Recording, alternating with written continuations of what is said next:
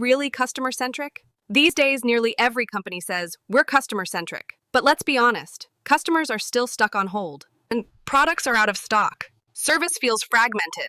So, is that really customer-centric? Or is it just empty talk? Let's explore what real market orientation and why it matters. According to Coley and Jaworski, 1990, market orientation is a company-wide effort. It involves understanding customer needs, sharing that knowledge across departments, and responding accordingly. It's not just about the marketing team. Everyone, from development to logistics, needs to be involved. Let's break down the three core components of market orientation. 1. Intelligence generation. 2. Intelligence dissemination. 3. Responsiveness. Intelligence generation is about collecting market and customer data. But it's not just about what customers want now. It's about anticipating what they'll want next. We must look at trends, behavioral shifts, and emerging needs. True market orientation asks, what will customers expect in 6 market orientations in 2 years? Intelligence dissemination. Don't let data die in silence. It doesn't matter how much customer insight you collect. If it stays locked in one department, it's useless. Market orientation requires sharing.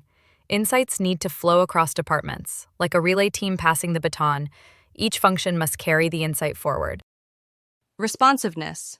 Turn insight into action. Responsiveness is the market orientation's visible part of market orientation. It means taking fast, strategic action based on shared intelligence.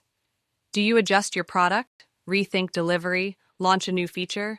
It must be coordinated, not chaotic. Everyone must contribute to acting on what the market is telling us. What makes market orientation work? The 3 execution conditions.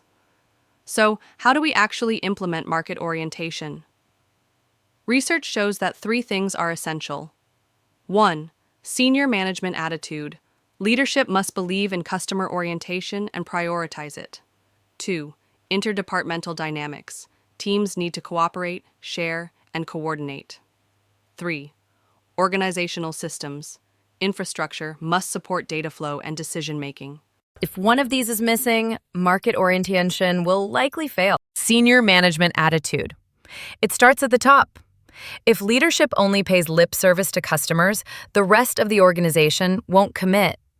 Market orientation needs leaders who prioritize customer value in strategy, budgeting, and team goals. Interdepartmental dynamics market orientation can't thrive in silos. Teams need to talk, share insights, and plan together. When departments compete or isolate, responsiveness breaks down. Organizational systems. Even with good leadership and culture, we need tools. CRM systems, shared dashboards, feedback loops. These make market orientation workable. Without them, good intentions get lost in chaos. Why centralization matters, but having tools isn't enough. If everyone's using a different system, or worse, no system at all, information gets stuck, duplicated, or simply lost. That's where centralization comes in. When data flows through one core system, decisions get faster, feedback becomes clearer, and execution becomes market orientation there. Think of your organization like a puzzle. If one piece is locked out, you can't see the full picture, and the whole strategy suffers. What happens when it all works? Before Coley and Jaworski, market orientation was defined as 1. Customer focus, 2. Coordinated marketing, 3. Profitability. But they reframed this. They argued, profitability is not a component, it's a result. So, what happens when you get market orientation right? The power of market orientation. Implementation. Imagine this.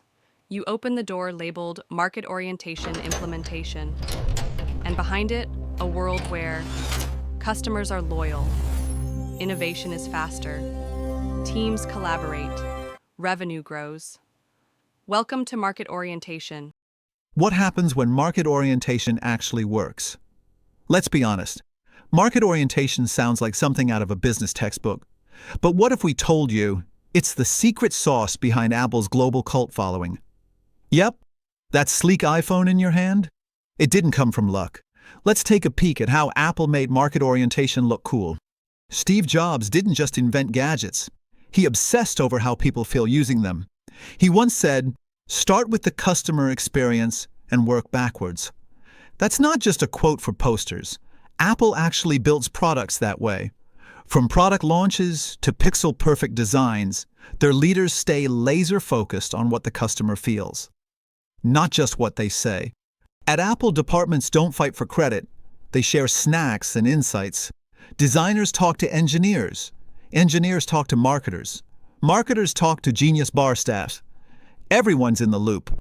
That's how the iPhone becomes an experience, not just a phone. You know what's rare?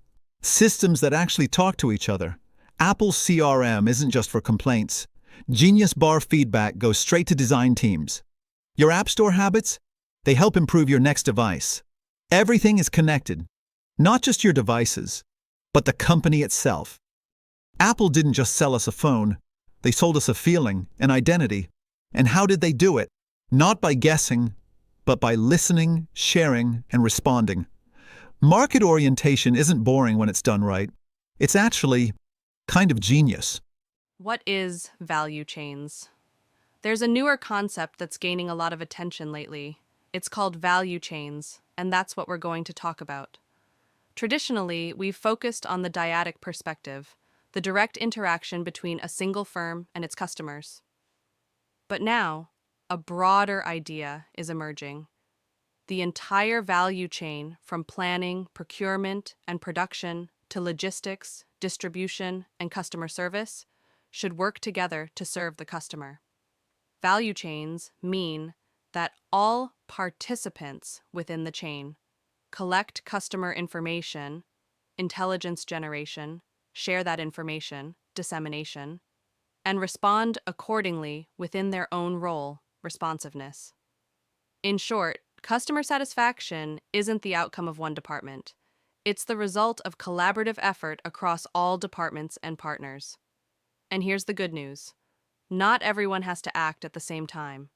As long as information flows smoothly and each player responds effectively, the customer will be satisfied. Key determinants of market orientation. Success. So, what does it take for a value chain to actually work? According to Gruner et al., there are 5 key factors that determine whether market orientation can be successfully implemented. 1. Characteristics of the end users served. 2. Barriers to the exploitation of the opportunities. 3. Market supply. 4. Relationships. A market orientation's value. 5. Regulations. Let's start with characteristics of the end users served. If all customers wanted the same thing, responding to their needs would be easy, but reality says otherwise. Think about a coffee shop. One customer wants almond milk, another insists on decaf, and someone else asks, "Is this sugar-free?" The more diverse and dynamic customer preferences are, the more companies need to segment the market and offer differentiated value. In other words, the more complex the customer base is, the more agile and responsive the value chain needs to be. Barriers to the exploitation of the opportunities. Even if a company understands its customers well, why does it sometimes fail to act on that understanding? 2 common barriers are fixed mental models. Some managers still focus mainly on cost-cutting and operational efficiency, treating customer-centric strategies as secondary or optional. Hold-up problems. Within a value chain, one company might hesitate to invest or innovate first because they fear, what if we take all the risk and others reap the benefits? These barriers can stall action and block value chain responsiveness. To overcome them, organizations need a flexible and open mindset and trust-based, long-term partnerships within the value chain. Market supply. Imagine this. Customer preference is highly diverse, but there is only one type of material available. That is like asking a chef create a 10-course tasting menu with just flour. Even the world's best chef could not pull that off. When company has access to a variety of raw materials and components, They can design customized products that better meet different customer needs. But if the supply side is overly standardized, it becomes difficult to differentiate products or pivot quickly. In short, the supply system also needs to be flexible and capable of supporting differentiation. Relationships among value information sharing, role coordination, execution, these do not happen by chance. They depend on one thing: trust. When trust is high among value chain partners, information flows openly and action follows quickly. But when there is a power imbalance, it often sees commands without commitment, and the loss of voluntary collaboration. Remember, without trust, a value chain is not a chain, it is a shackle, and regulations, governments, and organizations like the EU and WTO set rules on food safety, traceability, and import quotas. These can delay or restrict customer-focused strategies. For example, even if consumers want eco-friendly packaging, some laws may ban certain materials. Companies must treat regulations as core market conditions and adapt accordingly. Let's take a look at the case of market orientation of value chains, a true success story born right here in New Zealand. A brand that has fully embraced market orientation across its entire value chain, from orchard to the overseas shelf. Let's meet Zespri. Let's take a look at the case of market orientation of value chain, a true success story born right here in New Zealand. A brand that has fully embraced market orientation across its entire value chain, from orchard to the overseas shelf. Let's meet Zespri. Now let's see how these play out in the real world. Zespri. Zespri is a textbook example of how market orientation can flow through an entire value chain. It all starts with the customer. Always. Zespri didn't just say, "Let's grow kiwi fruit," and hope for the best. They listened, especially to Asian consumers. What did they hear? "We want something sweet, something healthy. Oh, and please, no peeling required." All right then, let's grow the Beyoncé of kiwi fruit. They didn't just sell fruit, they sold a mood, a lifestyle, a no-mess, vitamin C-packed moment of joy. A good product isn't just tasty, it's adaptable. Zespri customizes ripeness, size, even packaging to meet different global preferences. This wasn't just a fruit, it was a global-ready, export-stamped innovation. Most supply chains are scattered. Everyone's doing their own thing. But Zespri, it's one smooth system. Growers, packers, marketers, all under one coordinated umbrella. That's how you deliver consistency in every bite, every time, anywhere. In a value chain, who holds the power matters. Zespri leads but doesn't dictate. They empower their growers through cooperative governance while still setting clear strategic direction. Balance builds trust, and trust builds value. Behind every global brand is a solid home base. Zespri benefits from New Zealand's strong food safety standards, export systems, and international trade agreements. Trust doesn't grow on trees. It grows from policy, systems, and reputation. So what makes market orientation actually work in a value chain? Simple. Know your customers.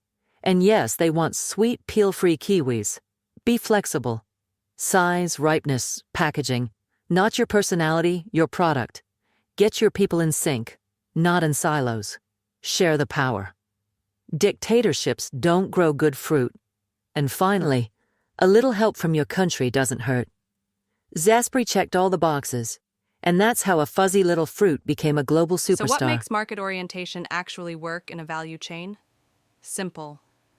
Know your customers, and yes, they want sweet, peel-free kiwis. Be flexible.